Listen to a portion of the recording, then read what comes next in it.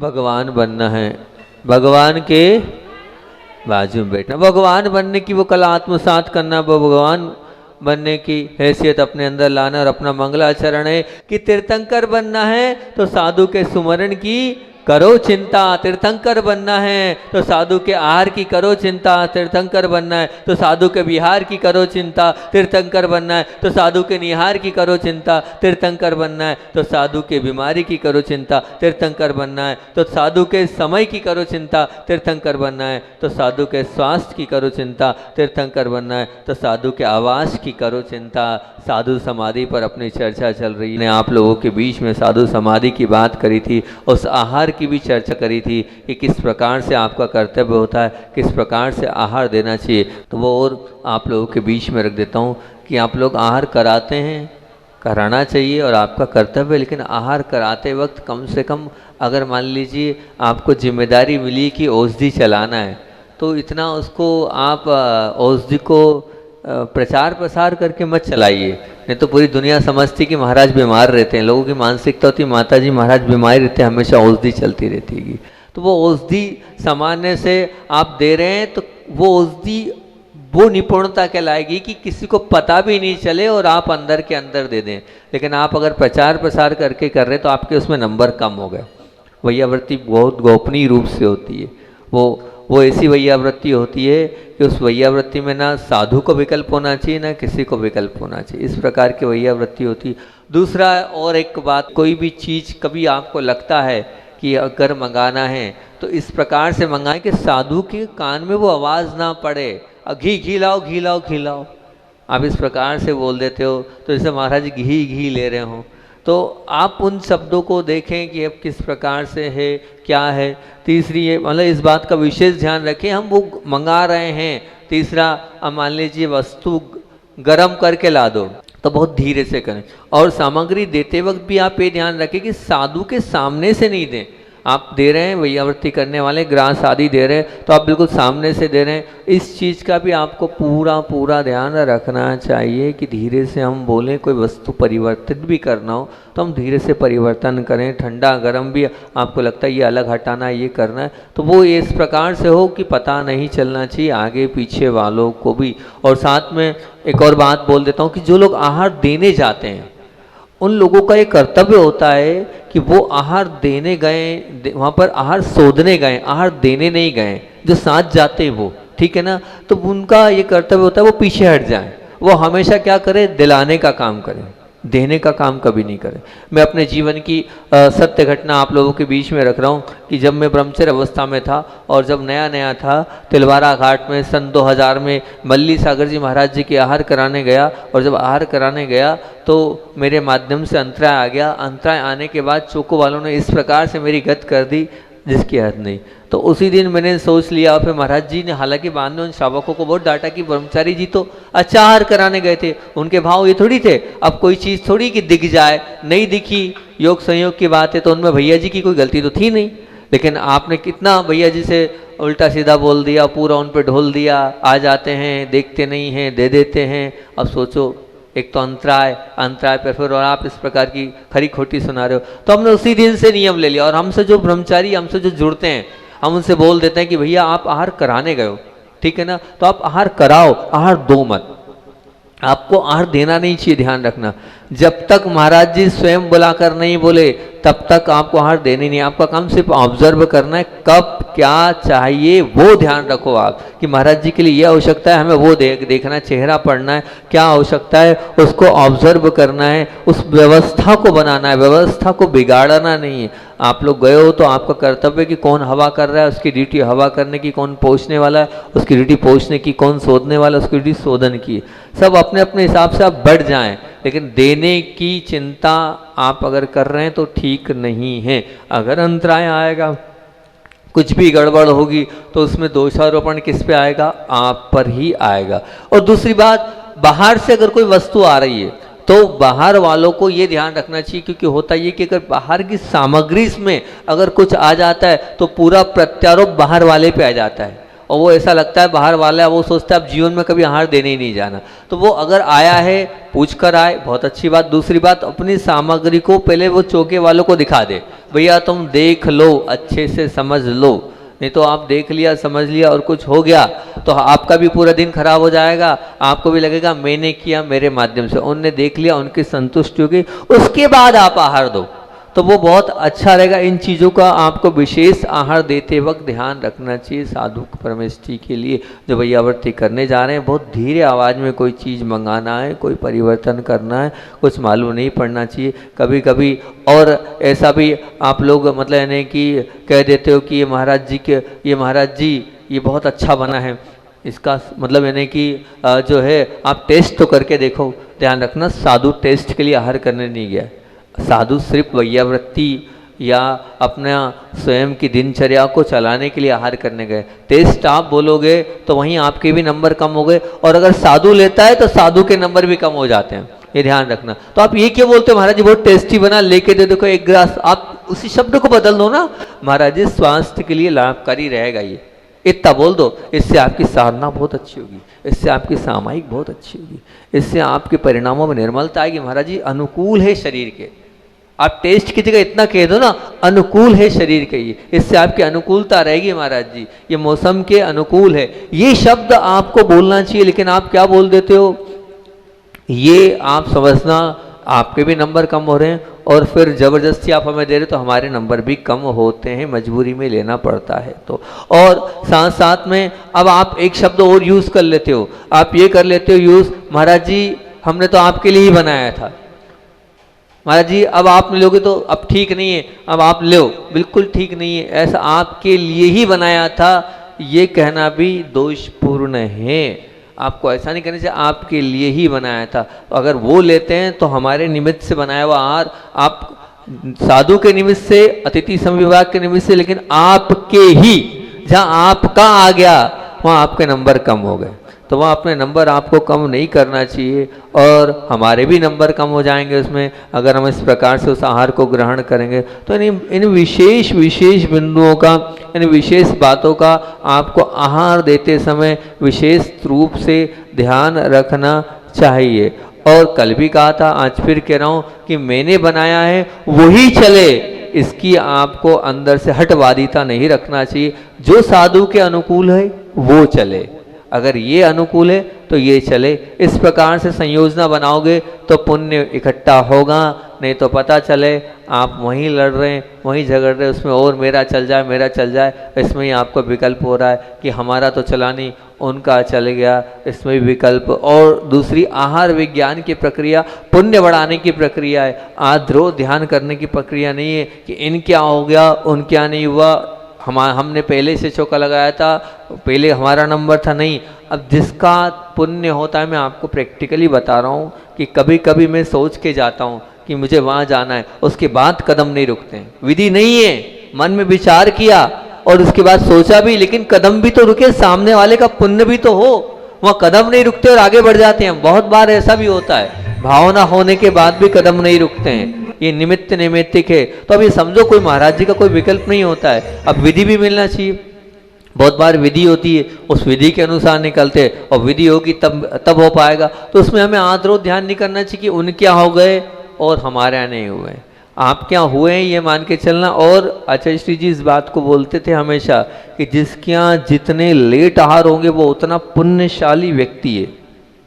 क्या बोल रहा हूँ, जिसके यहाँ जितनी देरी से आहार हो रहे हैं वो उतना पुण्यशाली व्यक्ति है, उतने दिनों तक लगातार वो साधु का इंतजार कर रहा है, इतनी विशुद्धि उसके परिणामों में बढ़ते चल। पहले ही दिन हो गए खत्म कहानी, फिर उसके बाद जो एक समर्पण, जो एक आस्था, जो एक कहना चाहिए कि इंतजार की जो मीठी घड़ी होती है वो खत्म हो जाती है। जो इंतजार के बाद मिलता है उसका कुछ आनंद ही अलग होता है कि नहीं बताओ।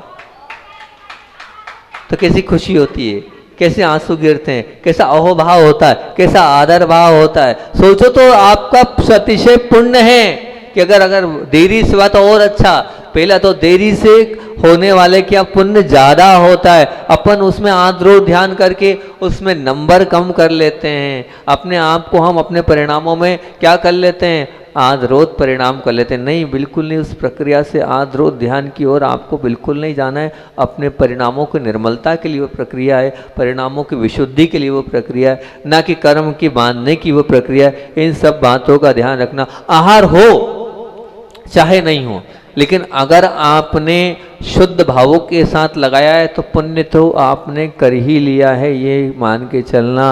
और आचार्य श्री जी बार बार ये बोलते थे कि जिनके यहाँ चौका खाली गया है, ये मत मानना कि उनका चौका खाली गया है, बल्कि उन्होंने अपना पुण्य इकट्ठा कर कर, और वो जो जितने जो साधु हैं आपके यहाँ भले ही नहीं आ पाए, लेकिन आपने ये भावना बहा लिए कि सबके आहार अच्छे से हो तो उन सबका पुण्य मिलेगा।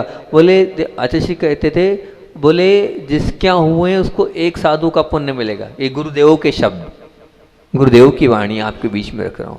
बोले जिसके यहाँ हुए उसको एक साधु का पुण्य मिलेगा, और जिसके यहाँ नहीं हुए उसको 3 कम 9 करोड़ में से 1 कम कर देना, बाकी सबका पुण्य मिलेगा।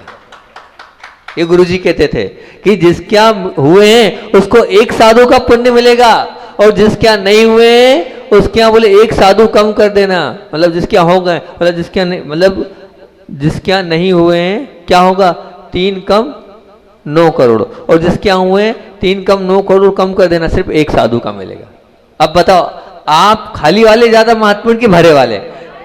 खाली वाले ज्यादा महत्वपूर्ण हो गए ना, कि 3 कम 9 करोड़ में से 1 कम कर दो आप, बस खत्म कहानी। तो बस तो अब इसलिए विकल्प संकल्प में हमने 4 महीने हो गए, 3 महीने हो गए, जितने दिन भी हुए हैं पुण्य की वृद्धि के लिए हुए हैं, हमारी विशुद्धि के लिए हुए हैं, और उस भोजन और उस आहार के माध्यम से 4 महीने आपने खुद ने शुद्ध भोजन किया और पूरे परिवार को शुद्ध भोजन कराया। ये कोई कम है क्या? बहुत बड़ी बात है कि। तो इसलिए ज्यादा विकल्प नहीं करना प्रकाश जी, हमने शुद्ध भोजन करो, हुए चाहे नहीं हुए, ठीक है ना। हाँ, और धर्मपत्नी को भी समझा देना। हाँ, कछु विकल्प नहीं है, कछु विकल्प में तो कछु बात नहीं, ठीक है ना। बहुत अच्छी बात है। 2-3 बात कल आहार के विषय में हमने आपको बीच में बताना था, वो छूट गई थी। और कल बिहार की बात भी आप लोगों के बीच में करी थी कि बिहार क्या कहलाता है, और बिहार जो होता है वो साधु के बिहार में आप लोगों को चलना चाहिए, वो भी एक प्रभावना का कारण है। और बहुत बड़ी वैयावृत्ति होती है कि साधु यहाँ से वहाँ पहुँच रहे हैं तो उनके साथ चलना, उनकी व्यवस्था करना, वो किस प्रकार से कहाँ रुकना, उसकी भी कल आपसे मैंने चर्चा करी थी। और बिहार के बाद निहार की भी आपसे चर्चा करी थी ना, निहार की। अच्छा, निहार की चर्चा रह गई थी कि तीर्थंकर बनना है तो साधु के निहार की करो चिंता। निहार की चिंता से मतलब ये कि जब संयमी मोक्ष मार्गी आपके नगर में हो, और आपके होते हुए भी जब वो सोच के लिए उनके साथ आप नहीं जा पा रहे हो, तो ये आप अपना महादुर्भाग्य मानना, या अपना आप महादुर्भाग्य मानना। बहनें जब आरिकाएँ आए तो वो बिल्कुल जा सकती हैं, जाना चाहिए, जाएँ तो बहुत अच्छी बात है, क्योंकि साधु के साथ रहने का, चलने का, उनकी निकटता का, उनकी समीपता का जो सौभाग्य है वो बहुत मुश्किल से मिलता है, उसको कभी नहीं छोड़ना चाहिए। वो निकटता, वो समीपता आपके मिलती चली जाएगी, क्योंकि साधु से जुड़ने और उनकी करीबता पाने का ये जो बहुत अच्छा मौका होता है, इस मौके को अगर आप छोड़ देंगे तो फिर कैसे काम चलेगा बताओ।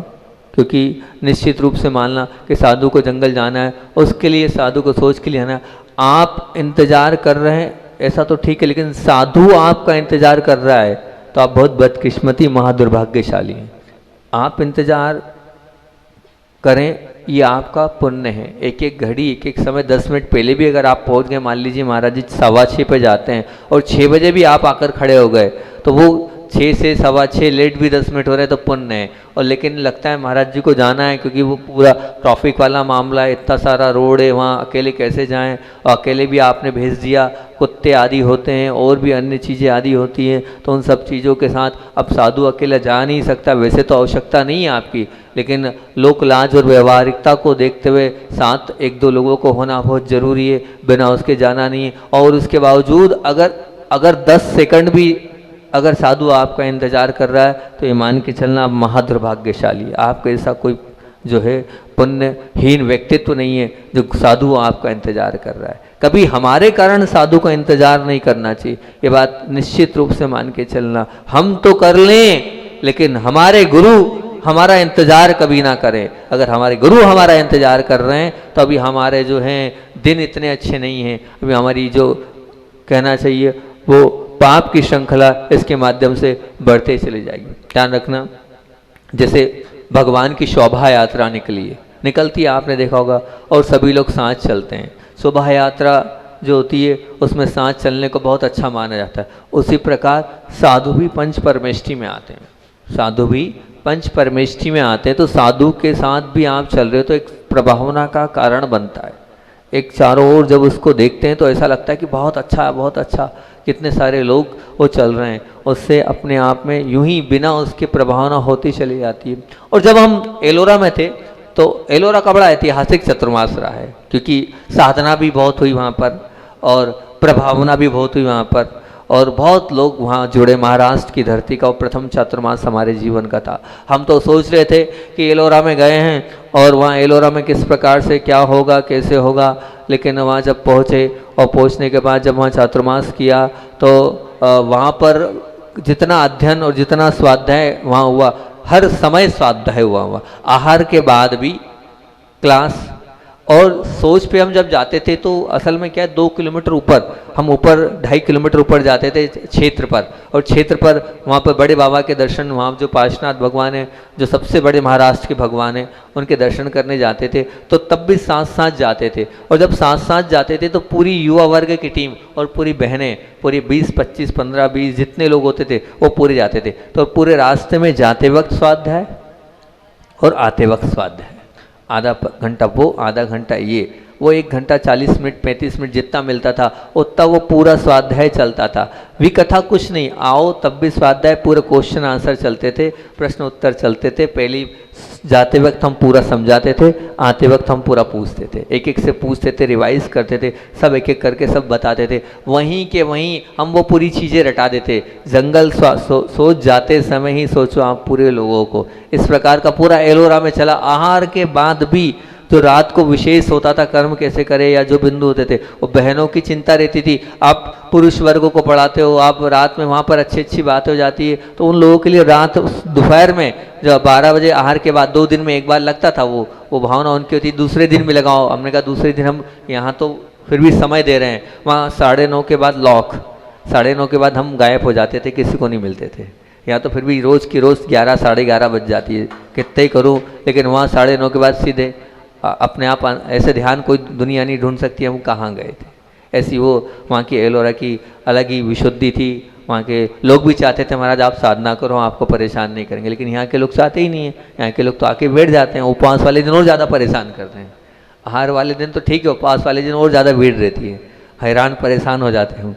तो वहाँ पर जाते वक्त भी इस प्रकार से जो है स्वाध्याय होता था और प्रभावना का कारण बनता था। और जब अजैन बंधु वहाँ आसपास के आश्रम के लोग और वो लोग देखते थे तो वो देख क्या होता है, ये रोज़ सुबह सुबह एक वो पूरा का पूरा जाता है। और फिर कुछ दिनों बाद तो हमारे जो बच्चे हैं उनने जिद करी, जो गुरुकुल के बच्चे थे, हम भी जाएंगे महाराज जी के साथ।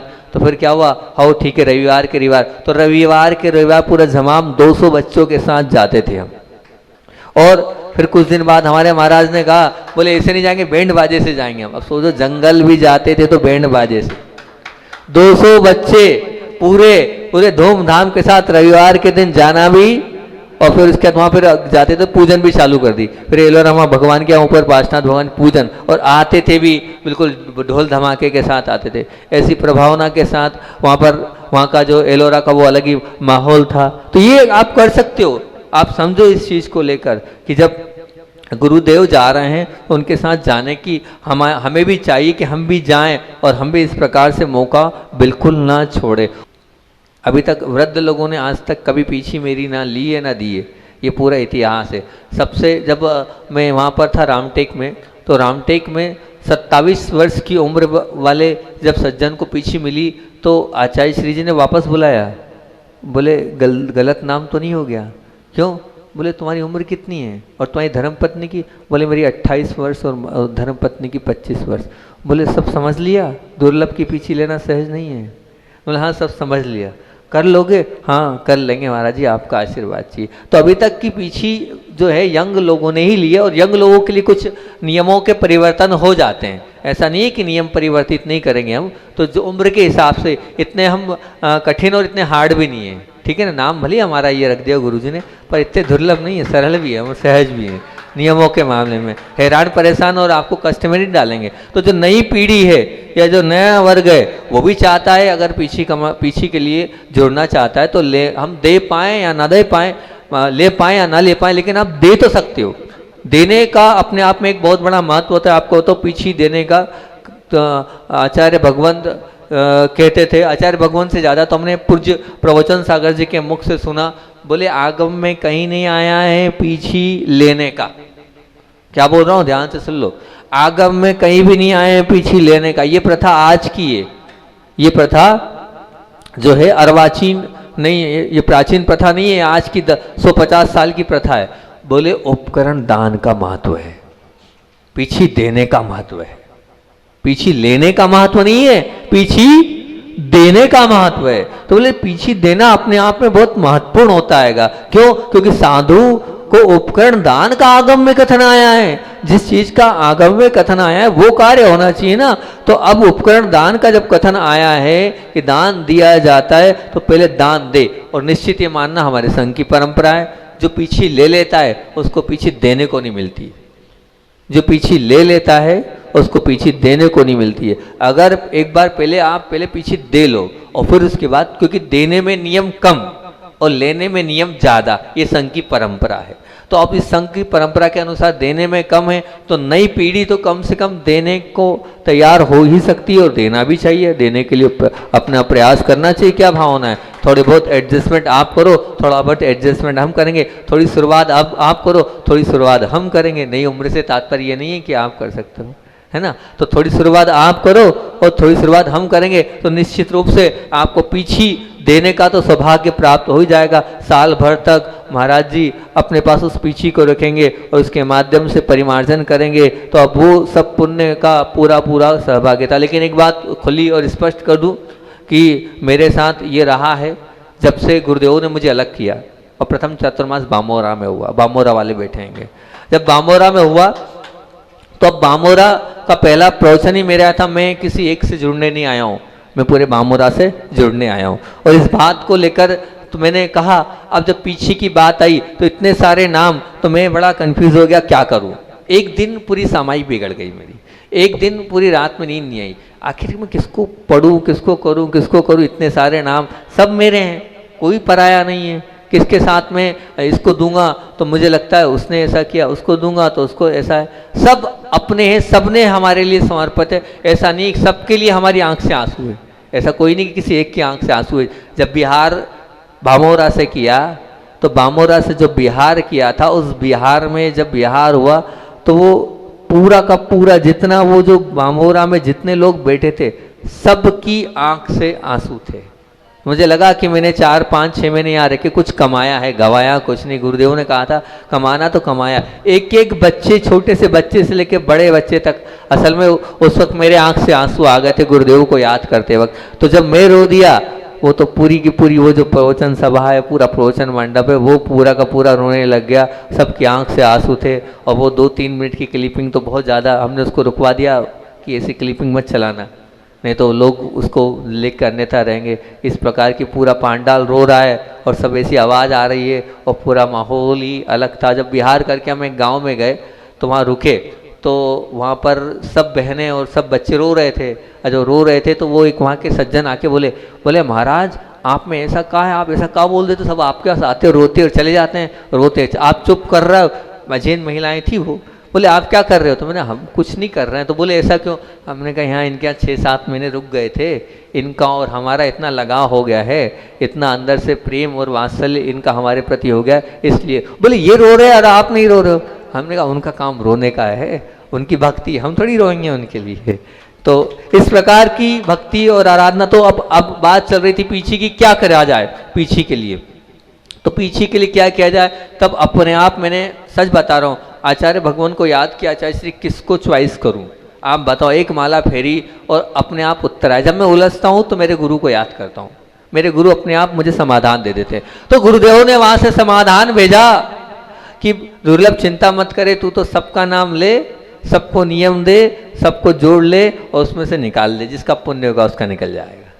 बस मैंने तब से बामोरा से वही किया, नियम मैं सबको दूंगा और फिर उसके बाद हर साल बुलाता हूँ। जो बामोरा वाले थे वो आने वाले अगले चतुर्मास में, जहाँ हमारा अगला चतुर्मास हुआ वहाँ बंडी मामोरा के बाद वो 52 गजा भी है, और आगे चतुर्मास था एलोरा भी आए। तो जिन जिन का आप चिट्ठी लेंगे तो आप एक बार लेंगे तो हमारा मामला झूठा वाला नहीं रहता है। कैसा वाला मामला रहता है? फिक्स वाला मामला रहता है। मिली चाहे नहीं मिली, आपने भाव कर लिए ना और हमने भाव कर लेने देने के आपको मिल गई।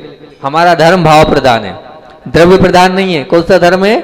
भाव प्रदान है। हम आपने बोला और हमने दे दी, ये मान के चलना, मिली चाहे नहीं मिली। अब आपको प्रतिवर्ष आना है। अभी भी जो पिछली बार के लोग हैं वो आएंगे, आ सकते हैं तो बहुत अच्छी बात है कि आएंगे, लेकिन इस बार एक कमिटमेंट हम करेंगे पीछी परिवर्तन वाले दिन। हमें बहुत बड़ा विकल्प होता है। अभी 3-2 महीने से हमारा बढ़िया मामला चल रहा है। फ़ोन पर हम बात नहीं करते हैं, चाहे कितने ही कुछ हो, कोई महाराज जी माता जी का मैटर हो तो भले ही फ़ोन पर हम संबोधन और अलग से मतलब मैसेज करा देते हैं कि ऐसा ऐसा बोल दो, लेकिन अब वो हमने कमिटमेंट कर रखा था पिछले वालों से कि हम फ़ोन करवाएंगे।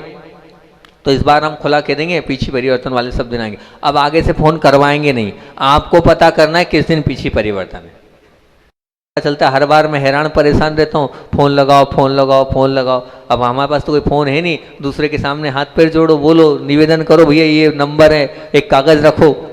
अब हम उनसे कहेंगे ये तुम्हारी जिम्मेदारी है, तुम फ़ोन लगाओ और पता करो कब पीछी परिवर्तन है, हम तुम्हें नहीं बुलाएंगे। नहीं तो हर साल का एक नया वो पूरा मामला हो जाएगा। इस बार हम जिस दिन पीछे परिवर्तन होगा उस दिन पूरे सब लोग सामने कमिटमेंट कर देंगे और बोल देंगे कि भैया हर बार नहीं बुलाएंगे। तो हम आपको नियम देंगे और वो नियम आपने ले लिए, उस नियम के माध्यम से क्या होगा, तो वो जो नियम आप लोगे उस नियम को आपको जीवन पर्यंत पालना पड़ेगा और आप जो है हर वर्ष आपको आना पड़ेगा। और कभी ना कभी आप भावना रखना, आपका नंबर निश्चित रूप से लगेगा। एक छोटा सा बच्चा बामोरा का है, उसका वीर नाम है ना, वीर नाम है उसका, छोटा सा वीर। वो ऐसा रोया, उसको रो के देख लोगे, हर साल रोता है वो आकर। अब 3 साल से उसका स्लिप में नाम डाल रहा, नहीं निकल पाया। वहाँ बामोरा में भी रोया, बामोरा के बाद 52 गजा में भी खूब रोया वो, क्योंकि वो कहता कि कुछ भी हो जाए, है छोटा सा, लेकिन कहता पीछे मेरे मम्मी पापा को ही मिलना चाहिए। ऐसी भक्ति और ऐसी आस्था है। अभी हाल तो बात तीर्थंकर बनना है और बीमारी की करो चिंता, इस पे करनी चाहिए थी, लेकिन अपना समय हो गया हैगा और बात अपने को इसकी भी करना है। तो अब कल आप जिन को चाहिए, आज भूमिका हमने बना दी है, जिनको लगता है कि हमें पीछे चाहिए और या पीछे देना है, उसके नियम कल आप लोगों के बीच में बहुत अच्छे से रख दूंगा। अपने अपने जो है पति परमेश्वर को साथ लेके आना तो वो समझ लेंगे। और जिनको है ना, इसलिए आज हम छोड़ दिए, दिख नहीं रहे आपके पति परमेश्वर। 3 दिन से निवेदन तो कर रहे हैं लेकिन अब दिख तो रहे ही नहीं, किसको समझाऊं मैं। और यहाँ इसलिए समझाना चाहता हूँ कि पूरा देश भी सुन लेगा क्या नियम है, वहाँ करूँगा एक एक अलग अलग कहाँ तक बताते रहूँगा। आप आओगे फिर आपको, फिर आप आओगे फिर आपको। सबसे अच्छी बात है एक साथ सब बैठ जाना, एक साथ तो आप भी सुन लोगे और पूरा देश भी सुन लेगा। बोधि समाधि परिणाम शुद्धि आत्मोपलब्धि शिवशोक के सिद्धि चिंता बड़ी चिंतित वस दाने त्वाम बंद मानस्य ममास्तु देवी।